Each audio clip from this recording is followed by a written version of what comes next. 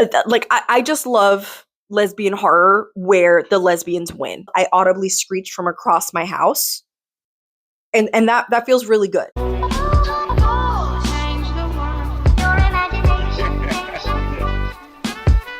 It could change the world. Hey babes, welcome back to Coffee Over Apples. My name is Steph. This is another 2025 so far because I got a lot of books to talk to you about. I've done a lot of reading in the past few months, and we're in the last quarter of the year, which is like wild to me. Before I get started talking to you about all the books I've read, don't forget to consider becoming a channel member at any level to get access to all of my book clubs. Everything is linked in the description below. Like, subscribe, and all that jazz. But also, what you'll find in the description, some really big news for me because I've been a booktuber for over 5 years. I've got my first sponsorship. Yay! I can't believe it. I'm so excited. Another way you could support my channel, but also support yourself because this video is sponsored by Epic Water Filters. Epic Water Filters is a sustainable water filter company. They have filter bottles, under the sink attachments. I've been using for a really long time, but I have now switched over to Epic Water Filters. If you're someone like me who is health conscious and you want to make sure that you are aware of what you're putting in your body, but also you care about the environment, then I suggest you check out my affiliate link below and use my code FreshFiction15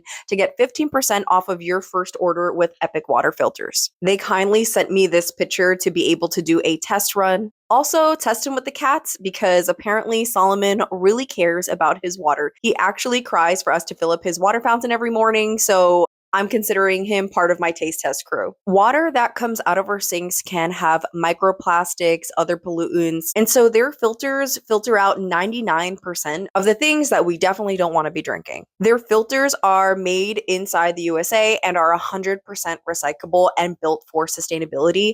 Each filter replaces 550 plastic bottles. What's really important to me as an artist is to know that this is a company that actually works with artists to create their custom water bottles. They have a subscription program, so you don't really need to put any extra thought into when do I need to replace my filter because it will automatically show up at your door. Thank you so much to Epic Water Filters for sponsoring this video. Don't forget to check out the affiliate link and use my code FreshFiction15 to ensure that you're getting clean water at home. Okay, now let's talk about some stats. In September, I read a total of 7 books with an average rating of 3.07 and a total of 2,282 pages. That's a lot for me. In October, I read 6 books with an average rating of 3.63 and 1,844 pages. I got these stats from Storygraph. At the time of filming this, I am currently at 73 books read for the year. Now, I set my goal at the beginning of the year to 1 book. I don't like to set myself up for a number that then becomes intimidating like I have in the past. But my ADHD brain is like, well, what if you get to 100?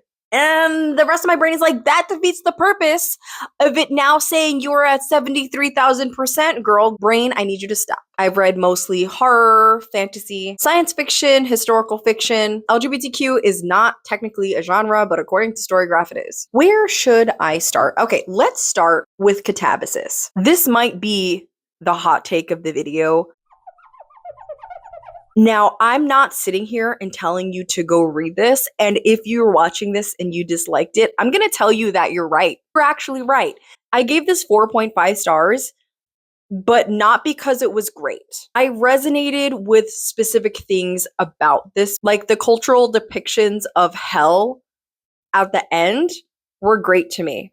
Alice, our main character, to me, is written to be extremely dislikable. And so if you're reading this and thinking, huh, she's hella annoying, well, guess what? I agree with you. Both of these main characters are going to hell to find their professor that recently died and to bring him back so he can write their recommendation letters or like sign off on their thesis and whatever. And you're probably thinking like, that sounds stupid. Well, it is. There's a lot of other reasons that come into play as to why they want to specifically go get him and not just get another professor to sign their thesis. Things get pretty dark in here, and I think that if you're looking for an exploration that's interesting about hell and dark academia, then like this is not it. I also really think that R.F. Kuang struggled to find who her target audience is with this because this was so many genres wrapped up together So in many ways, I think that this book is a hot mess, but what I personally liked about it was the way that it explored toxic relationships and white supremacy within higher academia. Our main characters are going to university in like the 80s, and with women just starting to get chair positions and being taken seriously within this institution that was founded in patriarchy, there's a lot of issues that they're facing within themselves and within the institution, and also from each other. So, like, I think it tackled some of those important themes very well, and I appreciated it as someone who's been to grad school and can say that, like, yeah, I understand what they're critiquing here. Just the way that it was critiqued was a little bit of a mess. I liked it for what I got out of it, but this is not one that I'm going to recommend to a lot of people. And if you've never read R of Kwang, I would say don't start here. When Javi Dumped Mari by Mia Sosa. This is a romance with two Latina main characters. Javi and Mari met in college, and she kind of always had a thing for him, and he always kind of had a thing for her, but like he didn't feel like he was ready to be in a relationship with her because he's got some baggage and he's got some things going on, and he's just like, I can't handle having a girlfriend. And so it kind of follows them throughout their lives. But when we open up the book, they're meeting up for dinner, and she goes, oh, by the way, here's my fiance, I'm getting married. And he's like, girl, you didn't tell me, because he was getting ready to confess his feelings now that he's an adult with a stable job. So like, bruh. So that's where this kind of starts. I ended up giving this a 3.5 because I had a good enough time, and I think that people are going to have fun with this. I have some issues with some of the things that happened in here. To me, Javi was the more flushed out character than Mari. We got stuff from both of their POVs, and I feel like the resolution that happened at the end put somewhat of a nice little bow on his storyline, but not on hers, because I'm like, girl, did you even grow as a person? Did you grow as, like, I knew that you were like out of his league since the beginning, but at a certain point, it just didn't grow. So like that to me is the biggest issue here, is with Mari as a character. But it is a rom-com. It is funny. I was laughing my butt off at certain points. Also, as a romance, like there's a lot of tension throughout this entire book. And at a certain point, I'm like, can we get to the romance? I want the romance in my romance. But there's just like, will they, won't they, will they, won't they? They are, they're not. And I'm just like, yeah, get to the part where we're romancing, please. Speaking of romance, I also read Not So Best Wishes, Warts and Claws Inc. series, book number 2 by Cleo Evans. I adore Cleo Evans. This is an erotic fiction, and I just keep trying. I'm trying to be an erotic girly so bad, and my demisexual ass is fighting me every step of the way. I can enjoy erotic romance, but I personally am the kind of person that I just need a build up, and they were just straight, whew, things got spicy. Things got spicy fast, and because there wasn't enough of like a character arc, build up, arc. I'm gonna go with arc for the characters involved in the story, and plot. It was like plot who, where's the plot? Is the plot even in the room? For that reason, I didn't enjoy it as much. I think I gave this like a 2. I like the first book a lot better. It's a poly romance. We have a dark fairy, a human, and like this, not a minotaur. I'm pretty sure he's got some kind of tail, but he looks like a lion in the front. I don't remember what that is, but it's not a lion in the back. I DNF the Starving Saints. I wanted to love this. I've been on like my I love my lesbians kick, especially lesbian horror has been my jam. Been my jam this year. That's really where I want to go in 2026, is to be able to give you full recommendations featuring lesbians. My sapphic romance, my like sapphic girlies, where you at? This wasn't it for me. And I think in this case, I might be the problem. This is the second book I read by Caitlin Starling. The first one was Luminous Dead, which was their debut, and I feel like that had a lot of issues with it because it was a debut, so I decided to give them a try with this new horror. Now, the premise, super freaking cool. It was in a castle. The castle is under siege. They've been under siege for like months. Everyone in there is running out of food. There's like alchemy that the nuns are able to do. One of the nuns actually did a miracle in the recent past where they were able to cleanse the water so everyone had clean drinking water. But now the king's like, we are running out of food. I need you to complete another miracle. And she's like, dude, miracles don't work that way. I can't just pull a miracle out of thin air. The probability of me doing one miracle is already slim. You want me to do a second one? And he's like, yeah, actually, I do. And he's like, either you fix it or you're going to become food. And then there's like all this other drama that's going on, but the saints show up with food and they may have the castle under this illusion that they've brought food, but like, is it really food? You know what I'm saying? So it's interesting. It's super interesting. But I read 200 pages and I was bored. And it was also one of those situations where there were so many mysteries and questions, which for some people is really cool. But for me, I need to have a slow doling out of answers. Otherwise, I lose track of my questions. And I forgot all my questions eventually. And I was like, why did I need to care about that again? So I give up. More lesbians. I read Goddess of Filth by V. Castro. This tiny little horror novella was so dark and so good. A bunch of young women who were like just graduated high school, getting ready to go to college. Some of them are not going to college. Some of them are going into the workforce. Their lives are kind of shitty. Their lives kind of suck. They're just trying to survive. Some of them are going to college. Some of them are lost. Some of them are having some serious problems at home. You know, being Latinas and being part of Catholic culture, they're praying to God. Things aren't getting done. Things seem like they're actually getting worse. So they're like, whatever, we're having a sleepover one day. Let's do a Ouija board for kicks and giggles. But immediately by page like 3 of doing the Ouija board, someone gets possessed and there's like an evil quote unquote deity that has taken over one of the girls and she is not the same. So now they're trying to decide, like, do we need to expel this deity from her? But also she's kind of spitting facts. But also her mom is calling in like the local Catholic priest to do an exorcism. It's not working. So like, is it really an evil deity? I loved the main character. I loved her friends. I gave this a 3.75 because it was a really interesting time, but I feel like we ended up getting more from the character who ends up getting possessed more than like the main character's POV. And I feel like there could have been more fleshed out with her at the end. It's just like the way it was wrapped up for me. Also, somehow I just wanted a little bit more drama, but V. Castro did serve in exactly what I expect her to serve with, which is some Chicana feminism, and I am absolutely here for it. We're looking for like horror, feminist, queer lit. Sticking with queer horror, Diavola. Diavola shook me to my core because I had a great time and actually set me up for the next book that I'm going to talk about really well. It's basically like this white family that goes on vacation in Italy to this old castle that they rented out. And like they've got family drama. So if you're into family drama, this is for you. I'm not super into family drama like that. So I was bored in the beginning. But when the things that I thought were going to be the twists and turns ended up happening sooner than I was expecting, I was like, oh, what more could there be? We still have half the book left.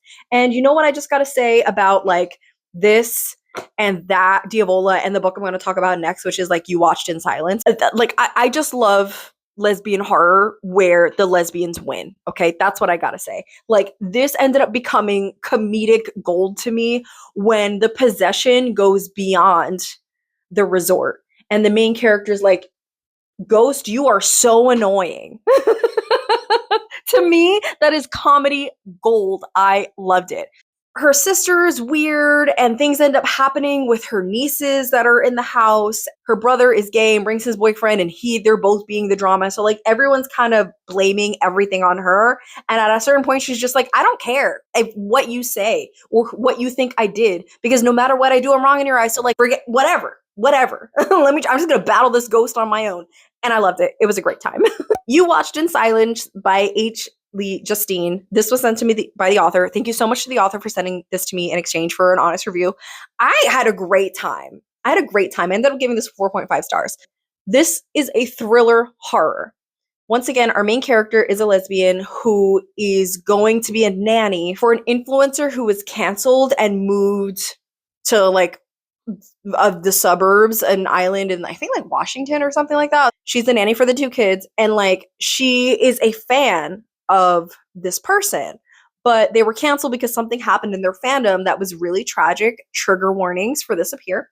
So she's kind of like wants to know what actually went down, but also she's being possessed maybe, or She might just not be on her meds. Like, is it psychological? Is it actually a ghost? That's kind of like part of the whole twist. And when I tell you that the twist twisted, because it takes a lot for me to like a thriller. I struggle with thrillers. I don't usually gravitate towards thrillers because for me, when I read a thriller, if the twist doesn't get me, the whole thing just kind of falls apart and then I don't usually reread them.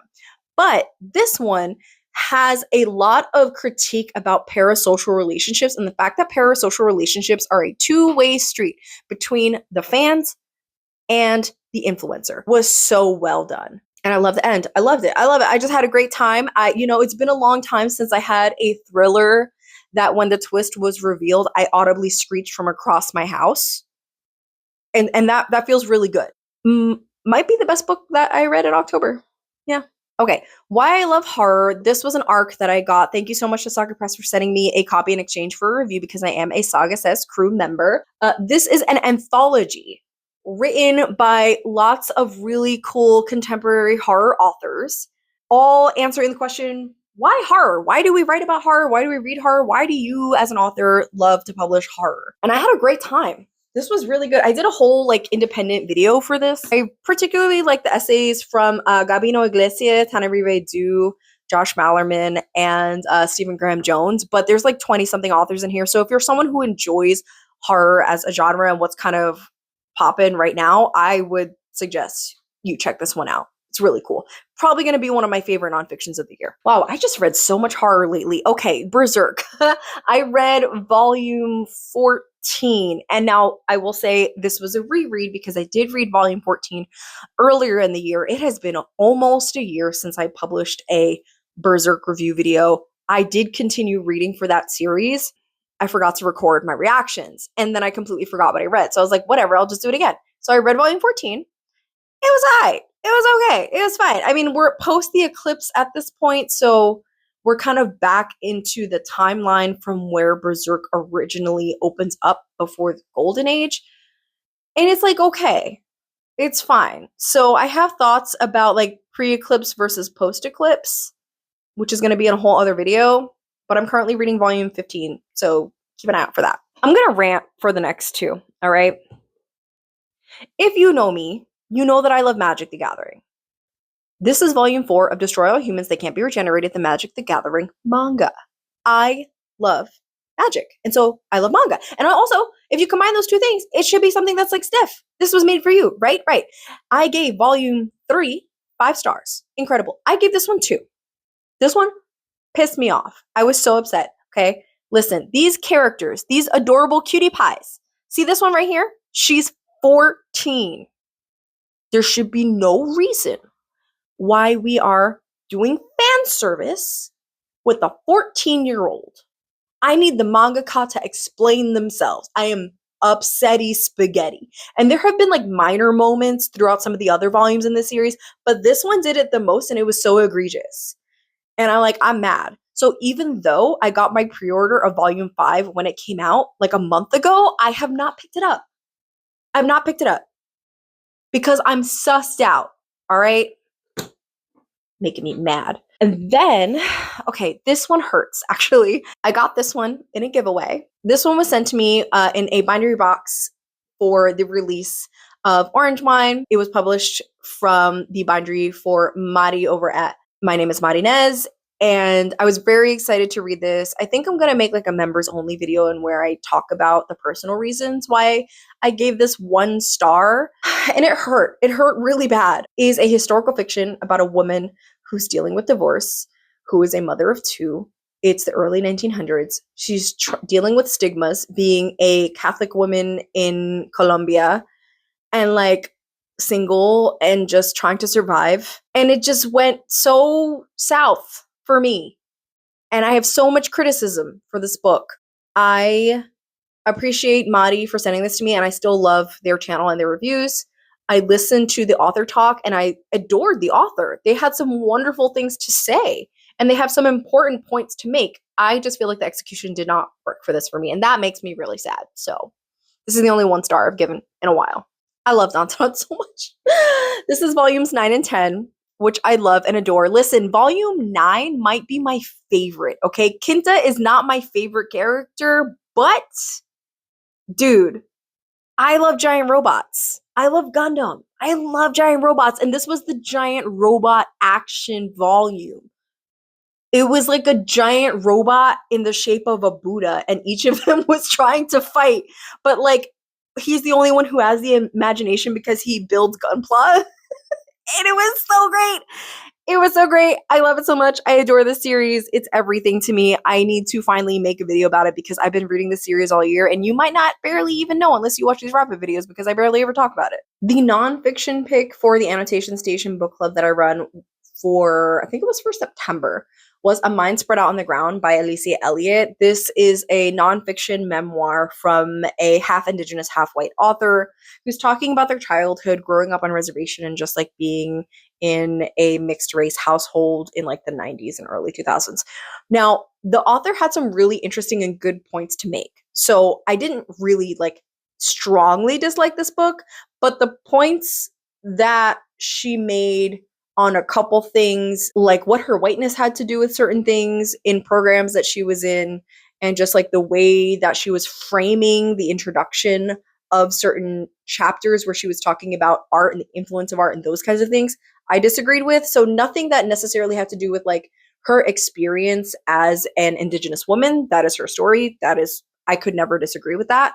But the way that she introduced certain topics and chapters that she would then tie into her experience and those like historical art and media literacy and like programs, that kind of thing that she was talking about, I didn't like the way that she framed it because I feel like there is more nuance that could be said, and I don't think she was nuanced enough in those topics. So for that reason, I ended up giving this a 3-star because at some points I was like, you're making some great comments, but also I think that we needed more editing. And then I read The Water Outlaws. This was for the summer pick, which we ended up reviewing in the beginning of fall for the seasonal book club that I run, the quarterly crit club. This was Scylla's pick from Scylla, my friend Scylla from Scylla Pocats. This one was interesting, but I wasn't hooked. And for me, it was just too long. More queer fiction, which we can never have enough of.